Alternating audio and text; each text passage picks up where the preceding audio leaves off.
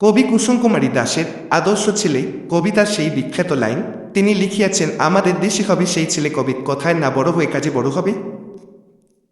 অর্থাৎ দেশের সন্তানগণ কেবল বাক্যবাদীশ না হইয়া কর্মবীর হইয়া নিজেদের শ্রেষ্ঠত্ব প্রমাণ করিবেন। ইহা কেবল ব্যক্তিগত সাফল্যের মাপকাঠি নহে, ইহা একটি জাতির সামগ্রিক উন্নতির মূলমন্ত্র।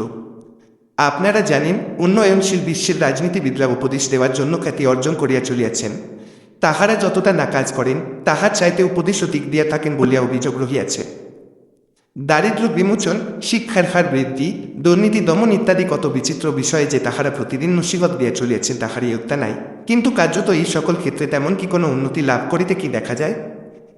অথচ দেশ ও দশের উন্নয়নে রাজনীতিবিদদের কাজের মাধ্যমে গার্ডিয়ান অব নেশন বা জাতির অভিভাবক হইয়া উঠিতে হয়। কিন্তু উন্নয়নশীল দেশের অধিকাংশ রাজনীতিবিদ কথায় যতটা পটু, অথচ কাজে কণ্ঠন। তাহারা অন্যের কাজ তো দূরে থাক, নিজের কাজটাই ঠিকমতো করে না। ইহার ফলে এই সকল হতভাগ্য দেশের উন্নয়ন অগ্রগতি ব্যাহত হইতেছে। মনে রাখিতে হইবে, কেবল বাগাড়ম্বর দ্বারা কোনো জাতি উন্নতি লাভ করিতে পারে না।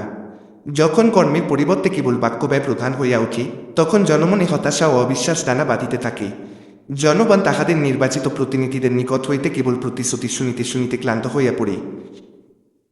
সুতরাং রাজনীতিবিদদের বলবো, কথা নয়, জনগণকে কাজ দেখান। ধন্যবাদ।